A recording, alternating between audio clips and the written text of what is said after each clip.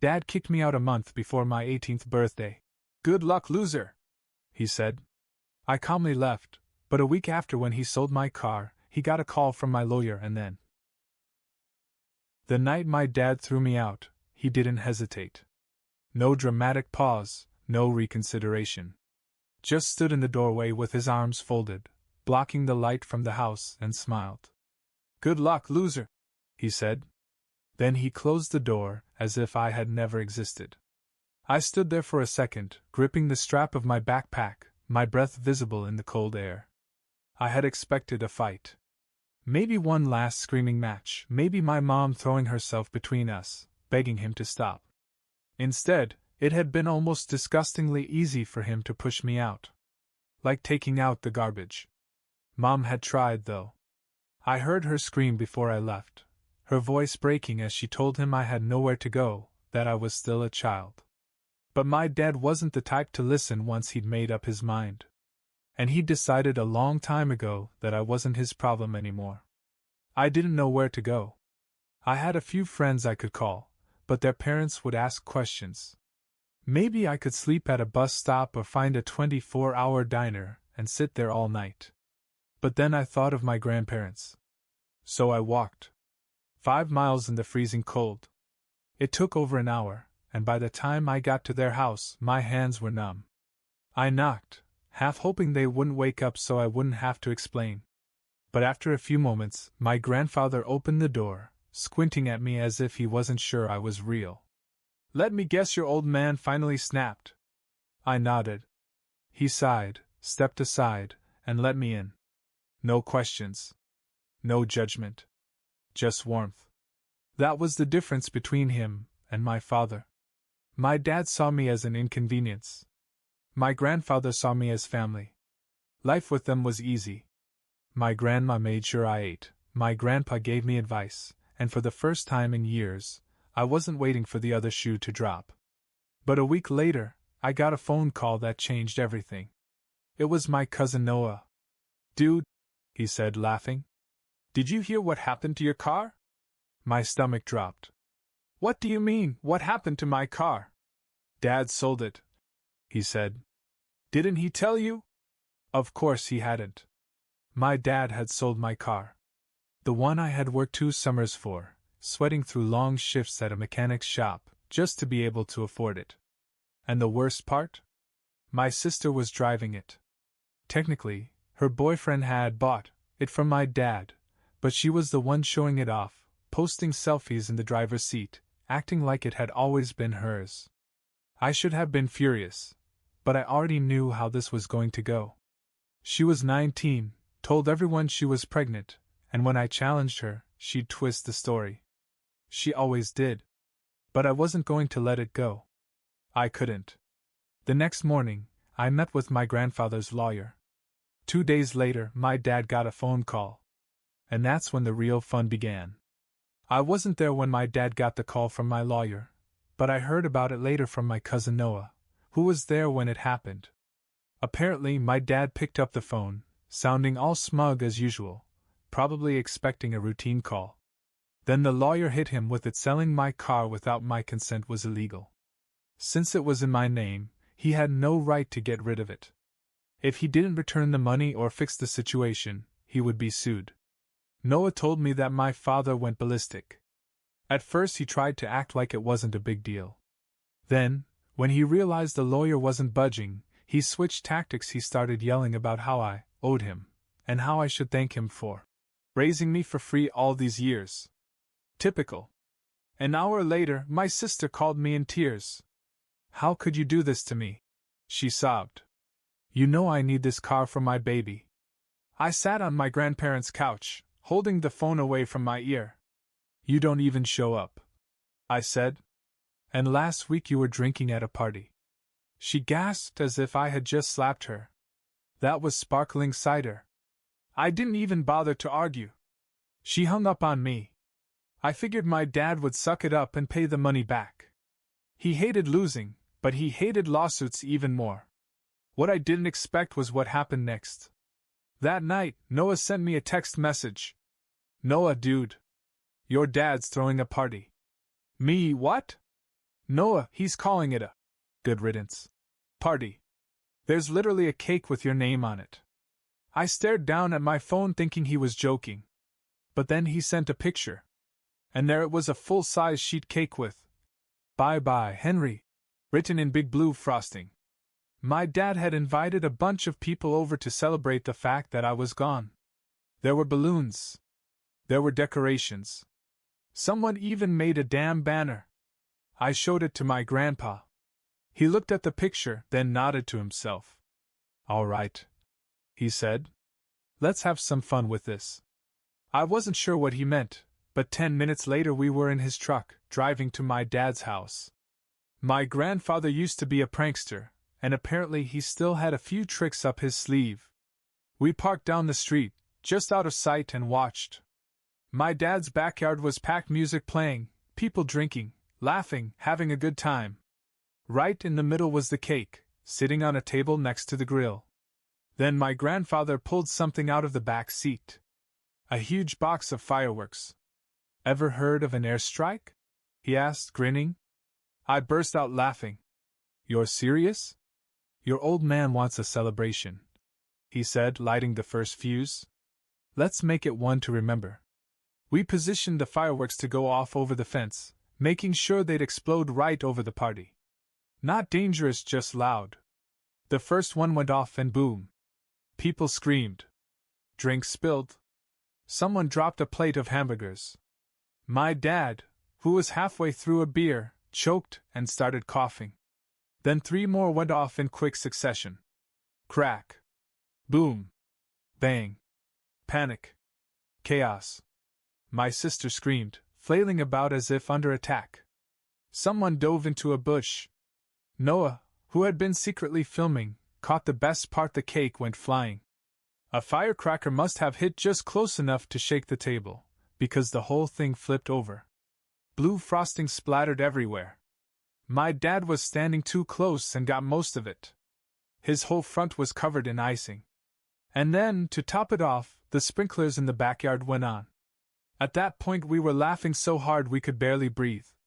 My dad was stomping around yelling at everyone to calm the hell down, while covered in blue ice, drenched in sprinkler water, and looking like an idiot. My sister was screaming about her hair getting ash in it, and half the guests had already left. Noah texted me later, still dying over the video. "Bro, your dad looks like a smurf." I leaned back in my seat and watched the chaos from a safe distance. For the first time in weeks, I felt something close to peace. After the airstrike on my father's party, I thought things would calm down. I was wrong. That video Noah made? It went viral. He had sent it to a few friends, who sent it to a few more, and somehow, within 48 hours, it ended up on TikTok, Twitter, and even a few meme sites. Man throws good riddance party for son, instantly regrets it. The internet loved it. My dad, drenched in blue icing, flailing under the sprinklers, yelling at his guests, it was perfect. At first I didn't think he knew. Then, 2 days later, my sister called me again. This time she wasn't crying. She was angry. "Take that video down!" she screamed. "Dad's losing his mind. His boss saw it, and now everyone at work is making fun of him." I blinked. "Wait. His boss? Oh my God, yes!" she snapped. "Some guy in his office found it and showed it to everyone. Someone even printed out a screenshot and taped it to the break room fridge." I muted the phone so she wouldn't hear me laugh. Apparently, my dad had been in a meeting when one of his coworkers sent him the video. Imagine sitting at your desk, all serious, when suddenly your phone pings with a clip of you covered in cake and sprinkler water, screaming like an idiot. It got so bad that when he walked into the office, people whistled like fireworks were going off and then pretended to duck. The final blow? His boss called him into a meeting and asked if he needed fire safety training. At that point, my dad was done. He showed up at my grandparents' house that night. I was in the kitchen when I heard a car door slam, then banging on the front door. My grandfather sighed, put down his newspaper, and got up to answer it. Well, he said as he opened the door. If it isn't the Smurf himself. My dad was still drunk. No joke. The icing had stained his skin, and even after scrubbing, there was a faint tint all over his arms and neck. You think this is funny? My dad growled. My grandfather shrugged. A little. I want to talk to Henry. He snapped. I stepped into the doorway and crossed my arms. What do you want? You're going to fix this, he said. You're going to call your little friend and get that video taken down. I raised an eyebrow. Noah didn't post it. Someone else did. It's the internet, dude. It's not going anywhere. He glared at me, breathing heavily. You think this is funny? You humiliated me.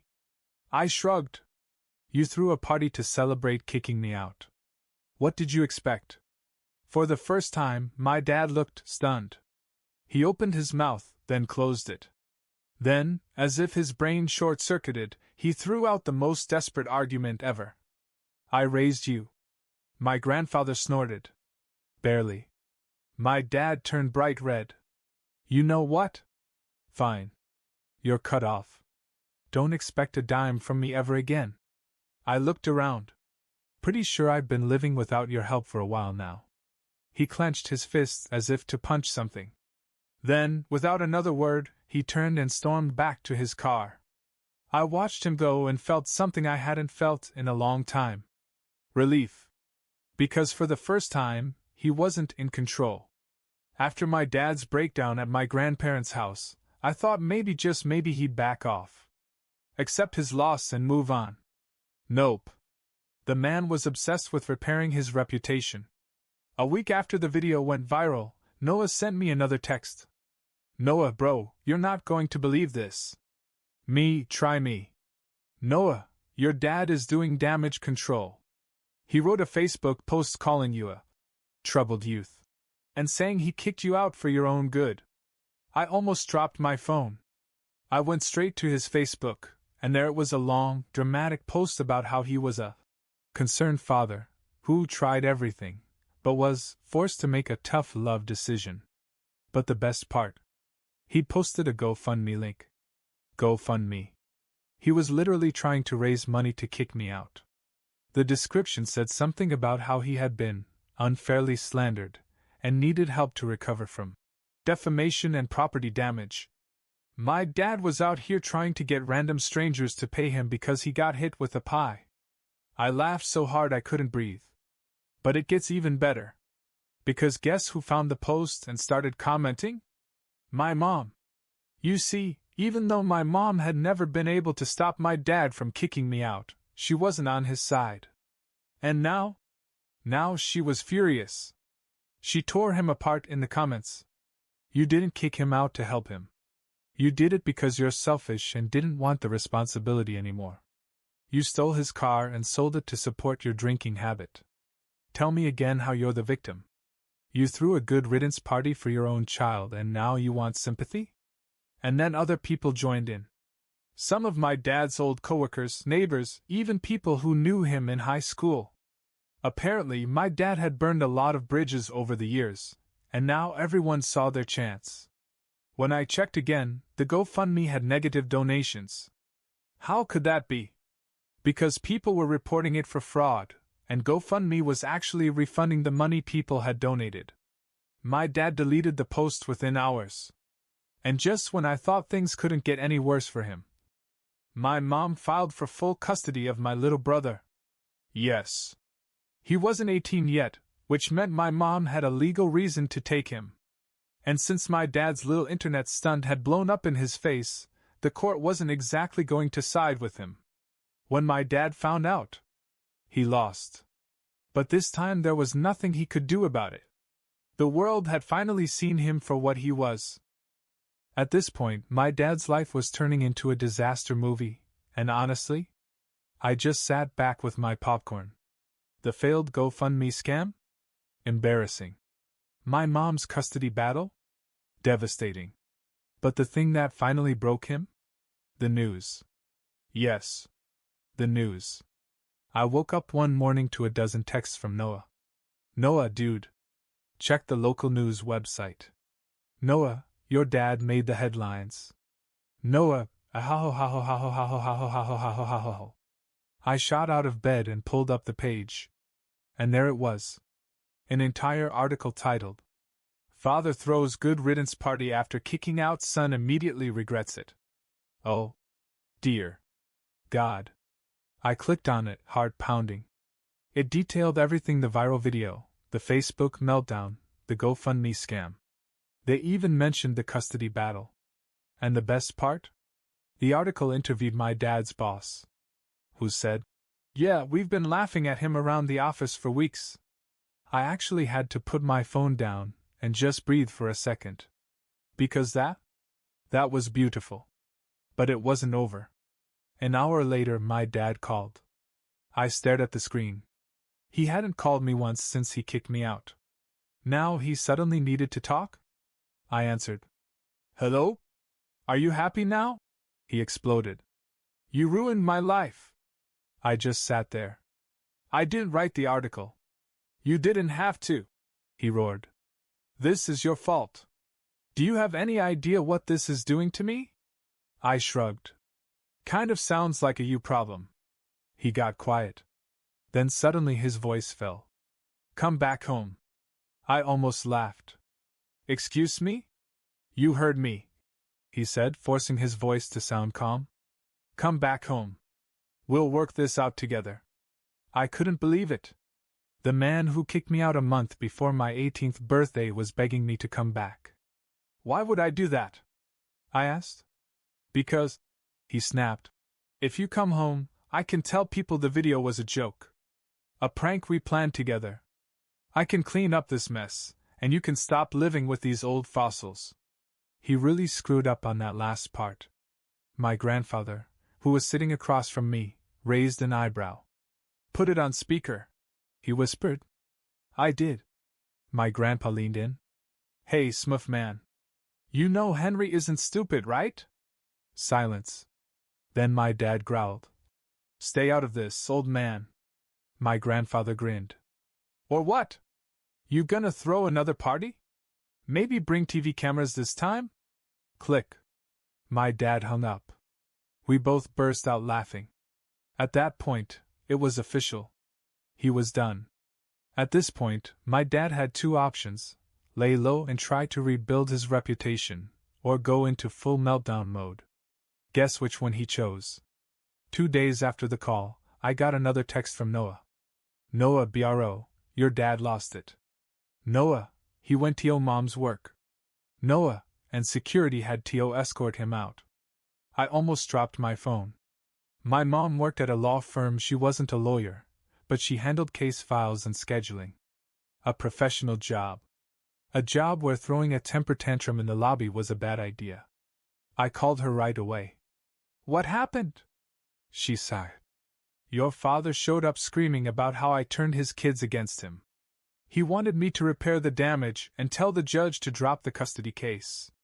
And I told him to leave before I called security." I sat down and rubbed my temples. "Jesus. Oh, and before he left," she added, "he tried to tell my boss that I was an unfit mother." I choked. "What?" She laughed. "Yeah. My boss looked him right in the eye and said, 'Sir, I've been reading the news. I think we both know who the problem is here.'" I gasped. No way. No way. I almost felt sorry for my father. Almost. But he wasn't done yet. Because that night he showed up at my grandparents' house. Again. I was in the kitchen when I heard a loud bang bang bang at the door. My grandfather, who was flipping through a crossword puzzle, sighed. "Oh boy. Here we go." He opened the door. My dad was standing there, looking disheveled. His hair was messy, his face was red, and he had a folder in his hand. "I'm here to make a deal," he said. I stood next to my grandfather and crossed my arms. "A deal?" He pushed the folder toward me. "A legal agreement," he said. "I had a friend draw it up. You sign it, and I agree to give up custody of your brother without a fight." I frowned. "What's the catch?" He scowled. The catch is that you delete the video, clear my name, and tell everyone I was a good father who just wanted to help you grow up. I stared at him. Then I started to laugh. He glared. What's so funny? You think I control the internet? I said. You think I can just snap my fingers and erase history? He clenched his jaw. This is your last chance, Henry. Sign the paper or I'll drag your mother through the courts until she's bankrupt. And that's when my grandfather, who had been completely silent, suddenly started to laugh. Not just a laugh. A deep, belly-shaking laugh. My dad snapped. What's so funny? My grandfather wiped his eyes, still grinning. You really don't know, do you? Know what? My grandfather stepped aside and gestured toward the driveway. I turned my head and felt my stomach drop. Because there, parked right in front of our house, was a police car. And getting out of it?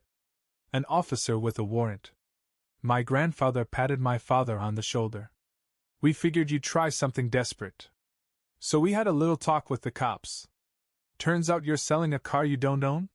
He smiled. It's called Grand Theft Auto. My dad's face went completely pale. Henry, my grandfather said, turning to me, would you like to press charges? I looked at my dad. The man who had thrown me away like garbage. The man who had humiliated me, stolen from me, and tried to manipulate me. I took a slow breath. And then I made my choice. My father stood frozen on the porch, staring at the policeman walking toward him as if he had just seen a ghost. Henry, my grandfather repeated, do you want to press charges? I looked at my father, the man who had kicked me out, stolen my car, and thrown a party to celebrate getting rid of me.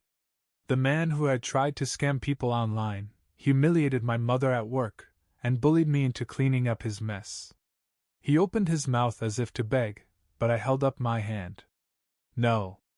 I won't press charges. He let out a breath, relief washing over his face. Then I smiled. But she will. And that's when my mother stepped outside. She had been waiting inside, listening. Now she calmly stepped forward, took the officer's paperwork, and signed her name. This car was in my name, too, she said, handing it back. And I'd like to press charges. My father's relief vanished. You can't do that, he stammered. I was the one who paid for the car. The cop raised an eyebrow.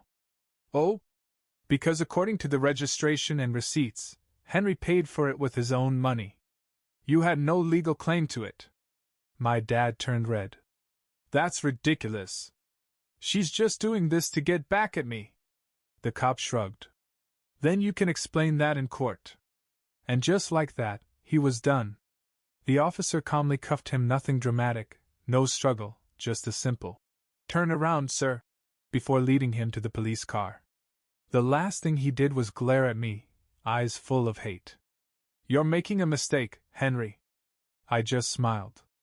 No, I'm making one. The door closed. The car pulled away. And for the first time since my dad threw me out, I felt free. The aftermath. My dad ended up with a criminal record for Grand Theft Auto.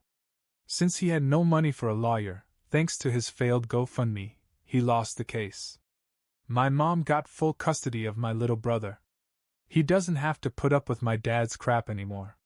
My sister? Turns out she wasn't really pregnant. She admitted she made it up for attention after the guy she was dating dumped her. Noah? He's still my favorite cousin.